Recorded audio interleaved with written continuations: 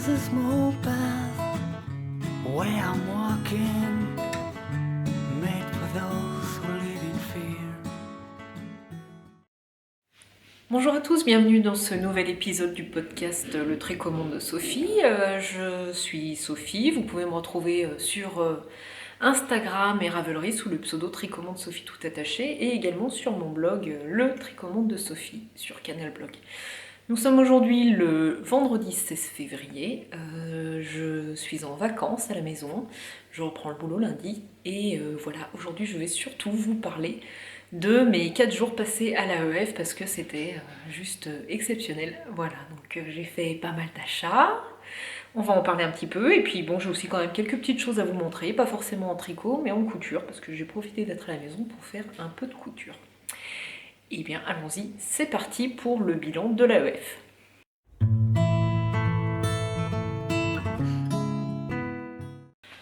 Alors, concernant l'aiguillon fête, donc le salon l'AEF, il se trouve que j'ai été invitée par Caroline, de Caroline Création, pour venir faire une animation sur le stand de Pink Bra Bazar. Donc Pink Bra Bazar, c'est une association qui fait de la prévention et la lutte contre le cancer du sein. Donc qui est dont la présidente de l'association est Kate, qui du coup on a fait des ateliers autour du thème de la lingerie et du soutien-gorge. Donc moi j'ai encadré un thème pour un atelier de tricot pour se tricoter un bandeau pour les seins, mais qu'on peut aussi utiliser dans les cheveux, un atelier pour faire un boxer pour homme et un atelier pour faire des petites culottes. Voilà. Donc c'était juste super. Voilà, moi j'ai adoré ces 4 jours sur le salon, déjà parce que j'y suis allée avec des copines et des amis même. Donc c'était juste génial, c'est ce temps passé. Et puis j'ai fait plein de belles rencontres, j'ai vu plein de podcasteuses et de podcasteurs, n'est-ce pas Ricardo, que je suis, et puis aussi Stéphane, la patte d'Eliott. Voilà, donc ça fait vraiment très très plaisir de les rencontrer en vrai, d'échanger. Ça a été vraiment des jolis moments, et puis j'ai aussi rencontré des gens qui n'ont pas forcément de podcast, qui laissent pas toujours des commentaires sur YouTube ou sur Instagram, qui ont profité du salon pour venir me voir et puis me dire qu'ils suivaient mon podcast, et ça fait extrêmement plaisir. Et voilà, vous pouvez pas savoir, je suis revenue avec une dose de plaisir, de bonheur, de joie de vivre. Enfin, en tout cas, moi, ça m'a reboosté, ça m'a fait énormément de bien au moral. Voilà, c'était fantastique. Et puis, voilà, c'était des moments partagés avec des personnes qui me sont chères. Voilà, donc je tiens à faire un énorme bisou à Julia, de Couture Imaginaire, à Géraldine, de T4 Pirates, à Muriel, de Muom Maker, à Naïs, les cousettes de Clochette, à Cécile, que font mes mains. Donc Cécile, elle n'a pas fait partie de, on va dire, de la bande pour Lyon, et là elle est venue pour l'AEF, et c'était vraiment une très très belle rencontre. On a bien accroché, bien rigolé. Enfin voilà, donc gros bisous. Et puis bien sûr à Caro, voilà, Caro, je te remercierai jamais assez de m'avoir invitée sur ces derniers salons. Enfin pour moi c'était vraiment des moments extraordinaires, et voilà, t'es devenue une amie, voilà, tu le sais, on en a beaucoup parlé, je vais pas te faire pleurer une 12e fois, mais voilà, je voulais juste te dire que tu étais une très belle personne, et je te remercie pour tout, parce que sans toi, comme je t'ai dit, je serais en train de tourner mon petit podcast dans mon coin, et voilà, ça irait pas beaucoup plus loin. Bon, sur ce, à part ça, voilà, de très très belles rencontres, j'ai rencontré plein de gens, j'ai été ravie de voir enfin en vrai Magdalena et Alice, que je connais depuis une dizaine d'années, depuis le blog. J'ai été très contente aussi de rencontrer d'autres personnes. Voilà, je ne veux pas citer tout le monde parce que ça va me prendre très très longtemps, mais en tout cas ça a été des très belles rencontres. J'essaierai de vous faire un petit montage avec des photos ou des noms, on verra selon le temps. Et voilà, j'ai participé aussi au tricoté exceptionnel à Montparnasse le vendredi soir, c'était super sympa, pareil, de jolis moments, de jolies rencontres. Voilà, j'ai pu passer un peu plus de temps avec Ricardo et avec Elodie notamment. Et puis voilà, non, mais très très très bien, de très jolis moments. Voilà, donc bien sûr j'ai fait plein d'achats. On va attaquer, je vais vous montrer tout ça. Donc je vais attaquer directement par les achats, comme ça on enchaîne avec l'AEF. J'ai surtout acheté de la laine, beaucoup, un petit peu du tissu, mais relativement raisonnable. Et c'est parti, donc je vous montre pour la laine. Alors, le premier craquage, ça a été chez Laine Amourée. Voilà, je pense que je suis passée tous les jours chez Pauline, qui est juste un amour. Et voilà, donc j'ai fait des achats, notamment pour me retricoter un pull secret. Alors, qu'est-ce que j'ai pris chez Pauline? Donc j'ai pris 5 écheveaux quand même. Là, j'ai craqué dès le premier jour. Hein. Donc j'ai pris 5 écheveaux en 2 bases. La première base, c'est Orphée, donc c'est la base Kit Silk.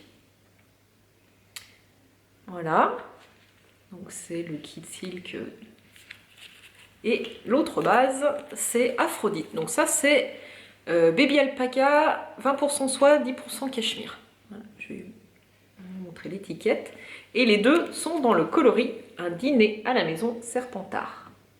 Voilà, donc je vais les tricoter ensemble pour me refaire un pull secret qui vous a beaucoup plu dans le dernier épisode que j'ai eu au salon, que j'avais d'ailleurs sur le salon et qui pareil a pas mal de succès. Et il a tellement de succès ce pull que Laure m'a proposé de co-organiser un cal. Laure, c'est Laure du Grenier de Malade, que j'ai vu d'ailleurs au salon aussi, qui était avec Laure des filles du vendredi, donc j'étais très contente de vous voir toutes les deux les filles. Voilà, et du coup on co-organise le cal Se faire des secrets avec Héloïse, Tricot Louloute, pareil, petit coucou à Élodie que j'ai vu sur le salon. Et le cal va démarrer le 1er mars et on a 3 mois pour tricoter son pull secret, donc ça nous amène jusqu'à fin mai. Donc voilà, vous pouvez vous inscrire et trouver toutes les informations du cal sur le groupe Ravelry, oh c'est difficile, hein, sur le groupe Ravelry du Grenier de Malane. Voilà, je vous mettrai le lien en barre d'infos et comme ça vous pourrez vous connecter pour trouver toutes les informations et aussi vous inscrire. Je crois qu'on est déjà pas mal, j'ai plus le chiffre en tête, mais on doit être une bonne quarantaine, voire une cinquantaine, sachant que les inscriptions elles ont démarré cette semaine. Donc voilà, ça va être super sympa. Donc voilà, un très très beau craquage chez Pauline qui avait vraiment des laines magnifiques. Je pense que j'aurais tout acheté à part le jaune fluo. Alors si c'est pour vous dire que vraiment j'aime tout ce qu'elle fait. Voilà, donc ça va être un très très beau secret. Hein. Autant ma première version était en or, laine on va dire plutôt abordable, petit budget. Là on est dans le secret de luxe. Hein. Voilà, ça va être un vrai doudou. Ensuite, j'ai fait un deuxième craquage sur le stand Lil Weasel. De toute façon, si j'ai pas craqué chez Laine Amoureux, j'ai craqué chez Lil Weasel. Je pense que j'y allais tous les jours, ne serait-ce que pour faire coucou. Donc, j'ai craqué chez Lil Weasel sur des écheveaux de la Féfile. Et c'est le coloris surtout qui m'a fait... Enfin, j'aime beaucoup les laines de la Féfile, hein, je vous montrerai, je suis en train d'en tricoter. Donc, c'est la base Merino, 100% Merino Superwash Fingering et c'est le coloris Abyss. Donc j'ai craqué parce que c'est un bleu très très foncé. Alors je ne sais pas si on va voir, la lumière elle n'est pas fantastique aujourd'hui, hein. C'est l'hiver. Et en plus il y a des poils de mohair. Voilà, donc c'est un bleu très foncé, quasiment uni, qui m'a beaucoup plu. Hein. Je suis dans ma période vert foncé, bleu marine, donc... Voilà, comme c'était un très joli bleu, j'ai pris. Je ne sais pas encore ce que je vais faire avec, mais je ne me fais pas souci, je vais trouver. Je bois mon thé, du verbe boire-loter. Tasse offerte par ma sœur, c'est un bon jour pour sourire. Alors, j'ai acheté aussi 2 petites pelotes à l'atelier de la création de Drops. Une pelote de Kit Silk et une pelote de Flora, c'est pour me tricoter un bonnet Kobuk de Kathleen Hunter. Voilà, un bonnet qui a énormément de succès cet hiver. Et j'ai aussi craqué sur le châle de Héloïse Tricot Louloute. Elle avait son Vortex Shawl autour du cou, et alors là, mais j'ai eu un coup de cœur pour son châle, les coloris, et je crois que je suis pas la seule, je crois qu'il y a Mathilde aussi de Engun qui a craqué, donc ça va. Je vais moutonner, mais tant pis, j'assume. Hein. Et donc j'ai pris de la laine chez Lil Weasel et pour compléter aussi chez Laine Amoureux. Donc qu'est-ce que j'ai pris de joli? J'ai pris cet écheveau de Skin Queen. Donc qui me plaisait beaucoup parce qu'en fait c'est une base gris clair mais avec de jolis speckles de rose, un peu jaune brun. Donc plutôt sympa à associer dans une brioche. J'ai pris sur le stand, toujours Lil Weasel, un autre écheveau de la Féfile en 100% Merino Fingering. Et la couleur c'est Honey Moutarde. Donc c'est un moutarde bien orangé. Voilà, je trouvais qu'il allait pas mal avec dans les tons Vous voyez là dans la partie un peu jaune. Et après, j'ai pas trouvé forcément le rose idéal malgré l'aide de Dorothée sur le stand de Lille Weasel. Donc je suis retournée chez Laine Amourée où j'ai trouvé un rose qui me plaisait plutôt bien, là, un rose violet. Donc chez Laine Amourée, c'est la base Athéna, donc c'est la 100% Mérino. Et c'est le coloris Manger les framboises de la voisine. Voilà. Et donc les trois ensemble, ça sera pour me faire le châle en brioche Vortex Shawl de je ne sais pas qui, mais je vous l'écris dessous. Voilà, donc je pense que c'est ces deux-là que je vais mettre en brioche ensemble et celui-là pour le milieu. Vous me direz ce que vous en pensez, si vous inverseriez ou pas, mais je pense que les deux ensemble, là, ça peut être vraiment sympa pour la brioche. Voilà, donc pour mes achats de laine. Et puis, j'ai aussi reçu mon écheveau du club Vilaine, le premier. Donc, j'ai pas pris le coloris du mois parce que c'était un coloris un peu varié qui me plaisait pas forcément, qui était joli mais qui n'était pas dans mes couleurs. Et donc, j'ai gardé la base qui est la rêveuse fingering. Donc, c'est 70% alpaga, 20% soie, 10% cachemire. Et j'ai pris le coloris bonnet d'âne. C'est un coloris que je ne connaissais pas, donc ça permet aussi de tester d'autres coloris. Et donc je pense que je pourrais soit l'utiliser dans un châle ou dans un bonnet. On verra, ça va être un peu à l'envie. Voilà, donc ça fait beaucoup d'achats. Donc en tout, j'ai rentré 12 écheveaux, en comptant celui-là. On peut dire que paye ton stage sous contrôle du mois de février. Et c'est pas fini, parce que j'ai aussi acheté 4 autres pelotes de Flora chez ma dealeuse locale pour un projet couverture. Je vais vous montrer. Voilà, tant pis, j'ai craqué, je me suis fait plaisir, j'ai même pas honte, j'ai acheté des belles laines, je suis contente, et puis c'est pas grave, je me mettrai à la diète de laine pour... je vais pas dire pour le reste de l'année parce que je me connais, c'est pas vrai, mais au moins pour les 2 ou 3 mois à venir. Voilà, j'ai largement de quoi faire. Alors, bien sûr, dans le dernier épisode, j'avais dit j'achèterai pas de laine, ou alors pas beaucoup, ou alors des laines que je n'ai pas, et surtout pas de fingering. Résultat, je n'ai acheté que de la fingering. Et j'en ai acheté plein. Mais je le savais. Bon, bref, c'est pas grave, j'assume complètement. Voilà pour la partie laine. Je vous présenterai mes achats de tissus dans la partie couture. Donc du coup, on va enchaîner avec les projets en cours, puisque je n'ai pas de projet terminé cette semaine, cet épisode. Alors, par contre, j'ai plusieurs en cours, ce qui est surprenant quand on me connaît, puisque j'arrête pas de vous dire que je suis monoprojet, et là, il se trouve que j'en ai 3. Alors, pourquoi 3?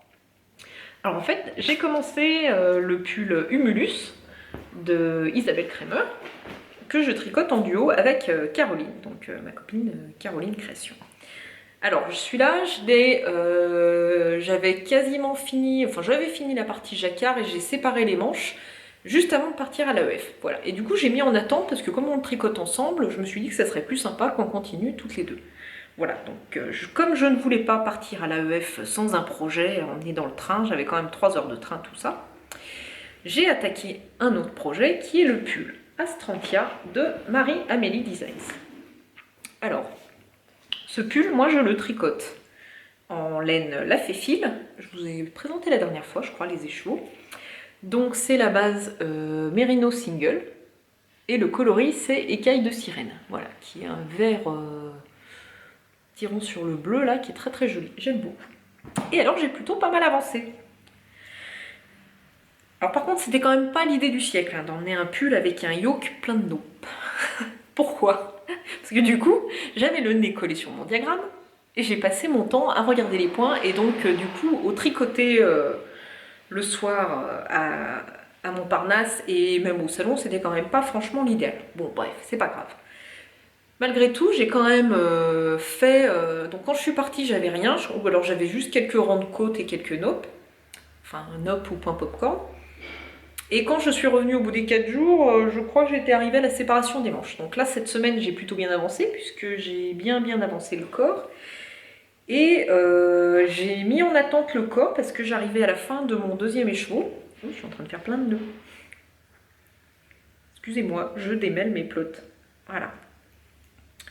Donc le corps, il doit me rester à peu près une dizaine de centimètres avant le bas des côtes.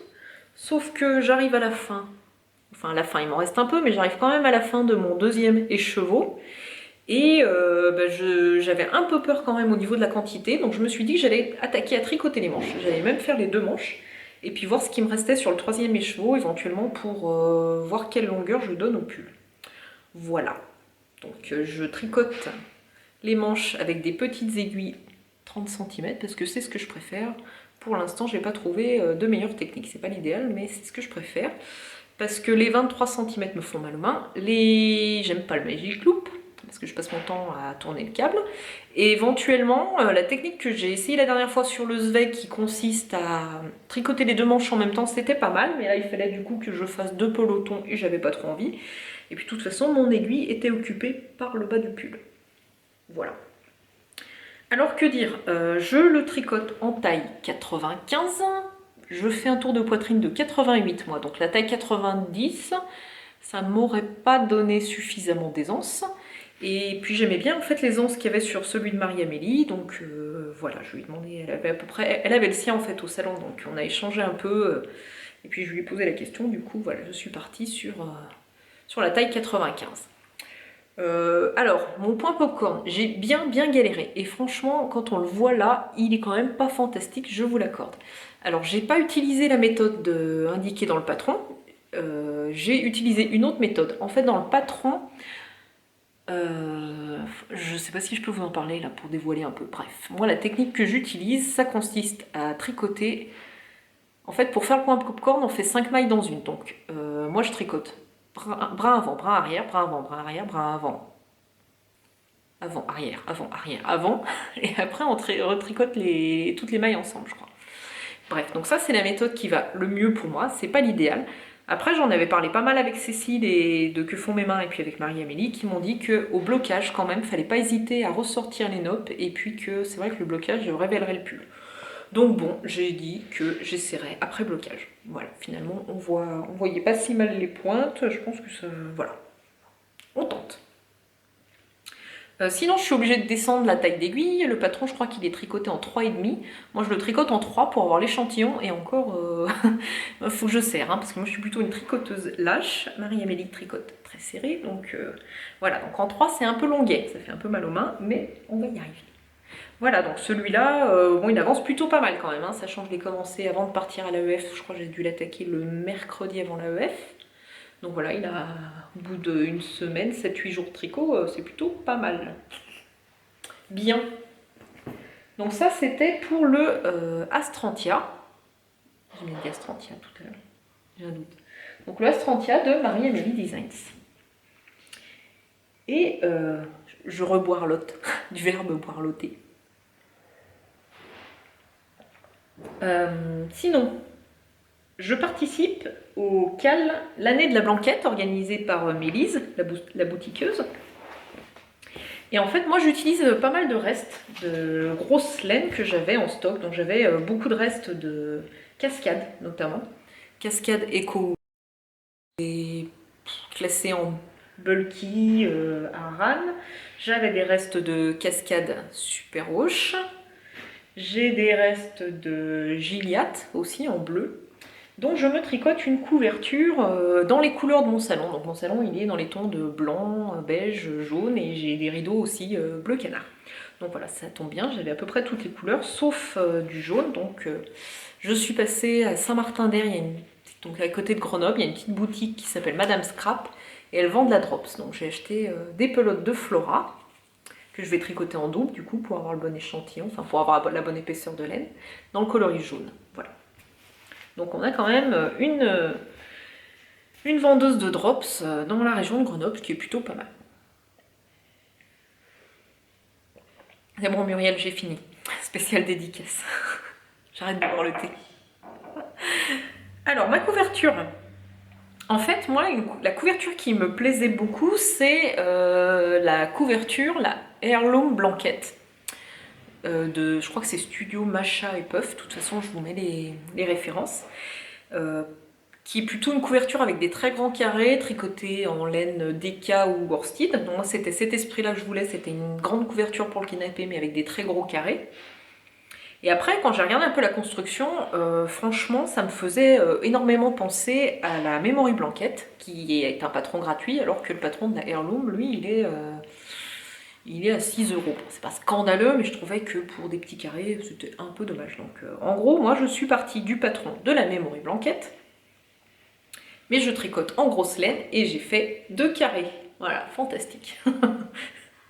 Donc en gros, un carré, j'ai suivi exactement les instructions de la Memory Blanket. Donc pour la Memory, on monte 80 mailles et après on fait les diminutions centrales. Voilà, les diminutions de chaque côté du milieu. Donc on est à plat, puis petit à petit on arrive à ça. Voilà. Et après j'ai relevé les mailles pour faire un autre carré, à peu près à la moitié j'ai changé de laine pour faire des petites rayures. Donc mes carrés ils font à peu près du coup 30 cm par 30 cm et ils utilisent 50 g de laine. Voilà, donc ça fera une belle couverture et j'espère que ça va m'utiliser quasiment tous mes écheveaux de cascade et compagnie que j'ai en stock. Voilà, ça permet de vider un peu les restes qui traînent depuis longtemps. J'aurai une belle couverture pour mon canapé et voilà, puis je suis contente de participer au cal de Mélisse. Donc sur Ravelry, j'ai intitulé ce projet « Comment est votre blanquette ?» Ça, c'est une spéciale dédicace à Laetitia de Linonite, qui d'ailleurs a fait un deuxième épisode de podcast que je vous invite à aller voir. Voilà. Pour la petite référence, en fait, c'est OSS 117, où il se retrouve. Et le mot de passe, c'est comment est votre blanquette? Voilà. Je crois que c'est à peu près tout pour les encours et les achats en tricot, ce qui est déjà pas mal. On arrive à 20 minutes, donc c'est bien, on va faire un épisode pas trop long. Et du coup, eh bien, on va passer à la couture.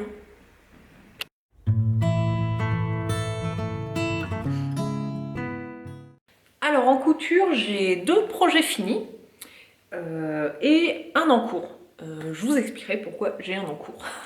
Alors au niveau des projets finis, j'ai le t-shirt plantain que je porte sur moi, voilà, de Dirando, que j'ai cousu dans un tissu jersey là, qui est très mignon là, avec des petits pissenlits. Je ne sais pas si vous voyez bien, je suis peut-être un peu à contre-jour. Voilà, que j'ai cousu en taille S dans 1 mètre de tissu et du coup il a des manches un peu 3/4 parce que j'ai pas réussi à tout rentrer dans mon coupon. Voilà, donc j'ai la version manche 3/4. Voilà, très simple à réaliser, hein. J'avais envie d'une petite cousette rapide lundi, sans prise de tête et utiliser un petit peu mes coupons de jersey. Voilà. Donc j'ai acheté le même en gris clair, mais j'en ai pris que 50 cm. Ça sera pour faire probablement un t-shirt givre de Dirando. Voilà, pour la partie haute. Mais après le givre, le dernier que j'avais fait, il était vraiment trop serré sur mes côtes là. Il me moule très fort. Et en fait, en vérifiant par rapport au patron, j'ai bien cousu à 1 cm du bord, comme il faut. Et je pense qu'en fait, c'est que mon tissu n'est pas suffisamment extensible. Et c'est vrai qu'en regardant le patron, en vérifiant, il est bien préconisé d'utiliser un jersey avec 50% d'élasticité, ce que je trouve énorme.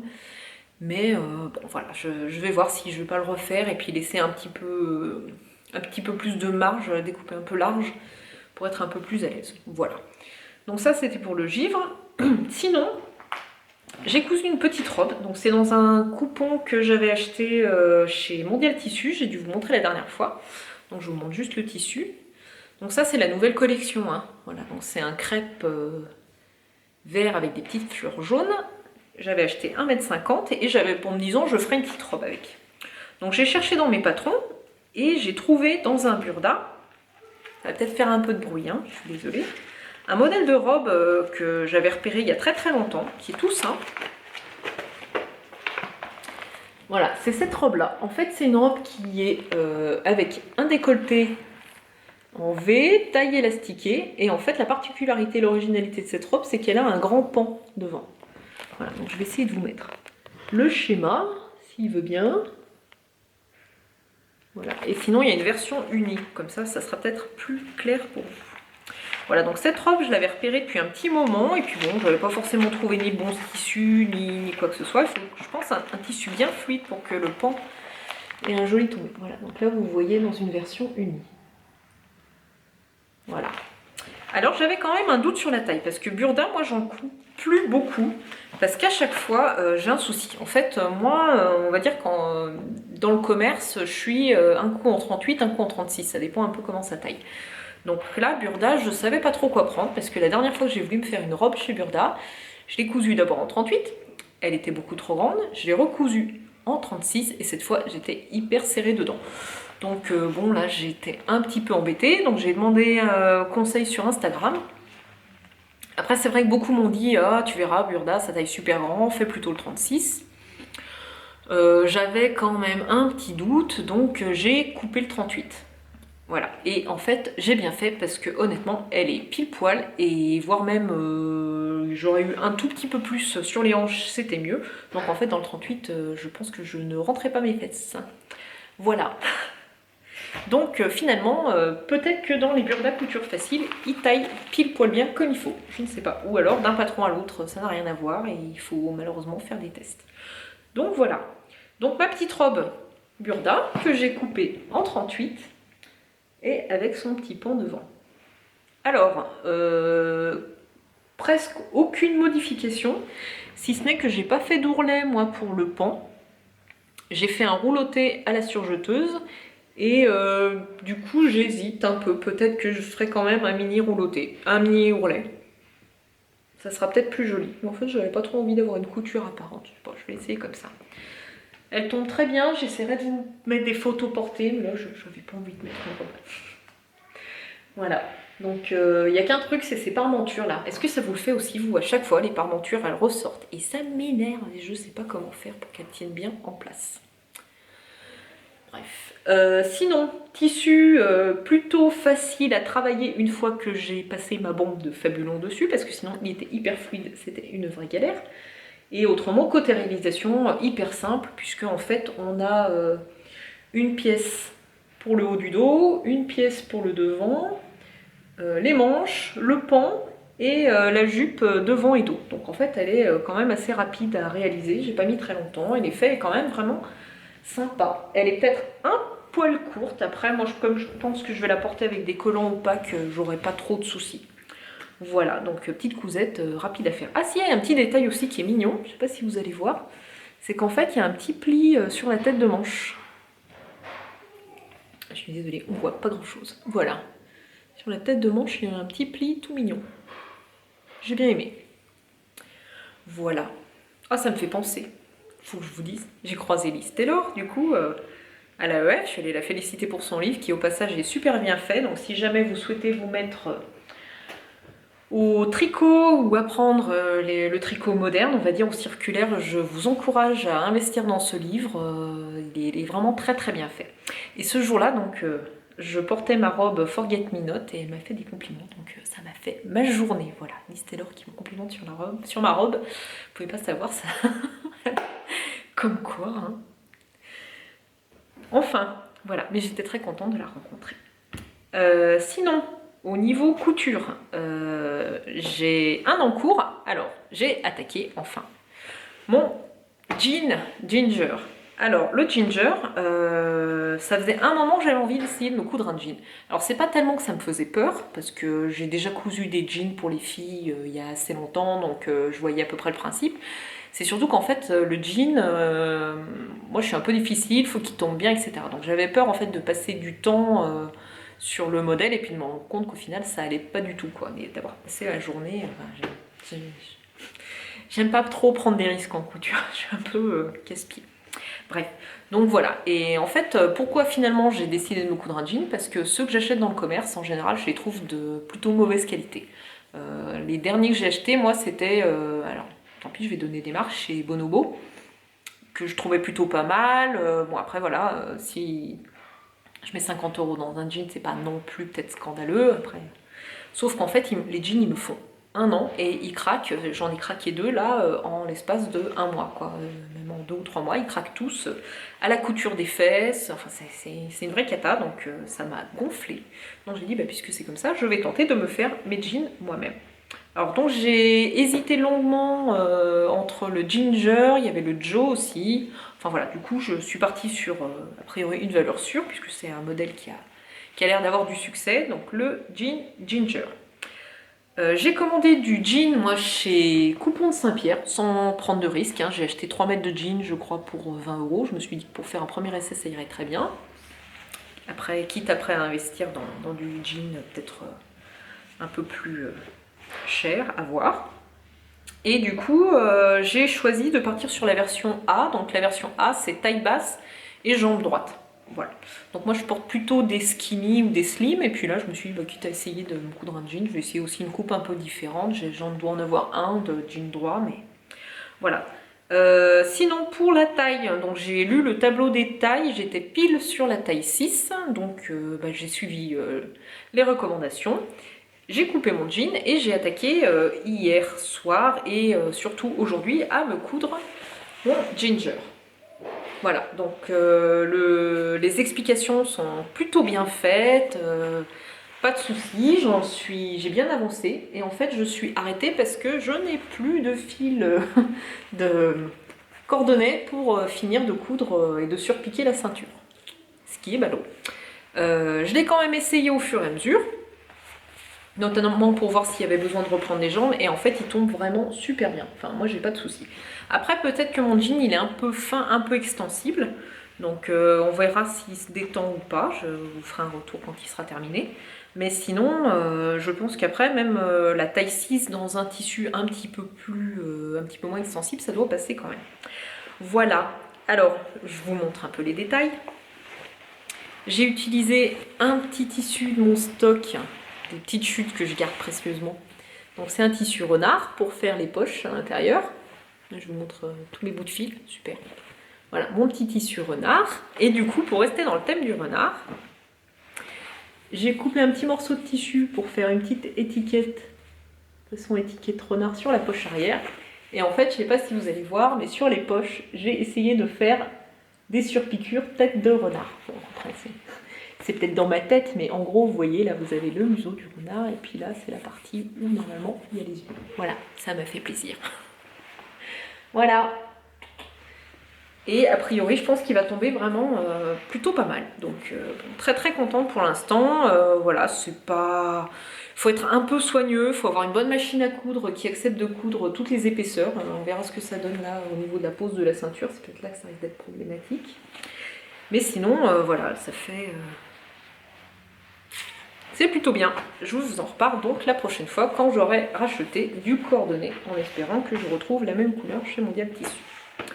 Donc ça c'était pour ma couture en cours, et puis du coup bah, je vais finir par les achats AEF. Donc j'ai acheté du tissu sur un stand dont je ne me rappelle plus le nom, c'était belge je crois. J'essaierai de vous retrouver le nom et puis de vous le mettre en bas. Donc il y avait notamment beaucoup de jerseys rayés. Donc j'ai pris 2 mètres de jersey marinière pour me faire un t-shirt marinière, tout simple. Je ne sais pas encore quel modèle je vais utiliser.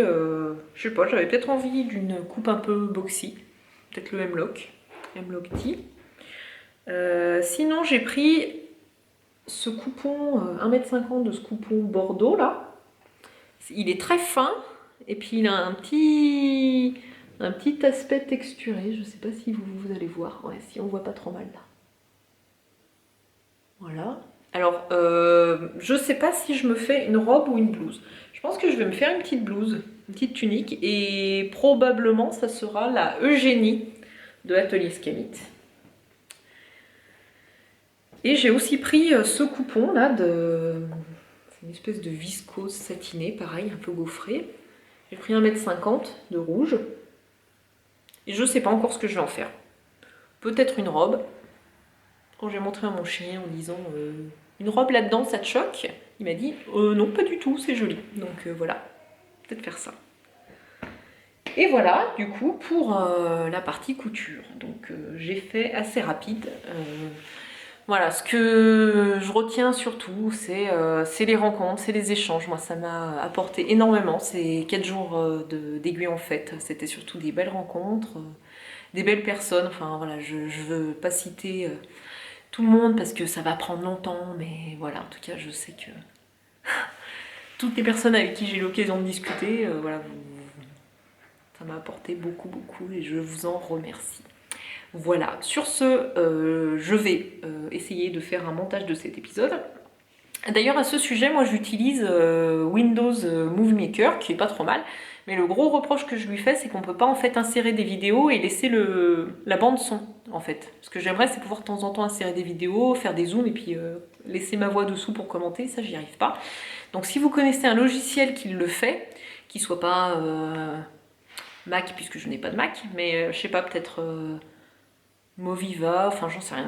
Même s'il est payant, enfin un petit, pas 150 euros, hein, mais voilà, même s'il faut payer une vingtaine d'euros, voilà, je veux bien me fendre de ça. Donc si vous avez un petit conseil sur un logiciel à utiliser, ça m'intéresse.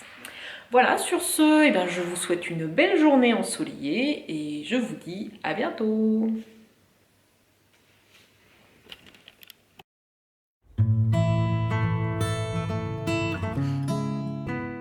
Bonjour à tous, on est les petites filles qui vont vous présenter la super vidéo de laine.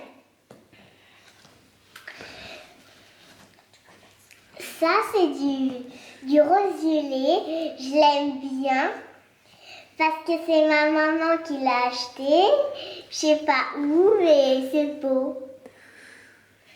Ça c'est très mignon, j'adore, avec des mini de laine, c'est différent ce que on voit par rapport aux grosses laines,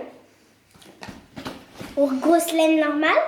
Ça c'est plus petit et en plus il y a plusieurs. Il y a du rose, du truc, il y a du gris et des blancs. C'est très beau. Ça c'est du blanc, il est bien blanc, mais c'est pas long comme ça, ni long comme ça. C'est un boule, un peu un boule. Avec du jaune, très clair, qui fait une fascination très belle entre ça.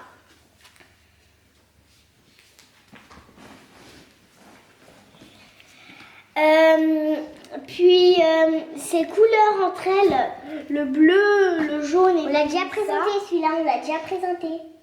Et ça, ces couleurs, c'est très, très beau. J'adore. Avec un peu de blanc. Et un peu de ça, les couleurs les plus belles. J'adore. À toi. Ça, c'est de la laine de mouton comme toutes les autres. Sauf que j'aime bien, c'est un peu poilu et ça a de la couleur et c'est joli. J'adore ces couleurs. J'aime beaucoup la couleur et puis c'est doux. On peut se faire un pull doux, quelque chose de joli avec ces laines toutes douces. J'en ai encore une. Celle-là, la blanche grise. Ça va très bien, c'est tout doux. J'adore ça. Au revoir. C'est fini. There's a small path where I'm walking.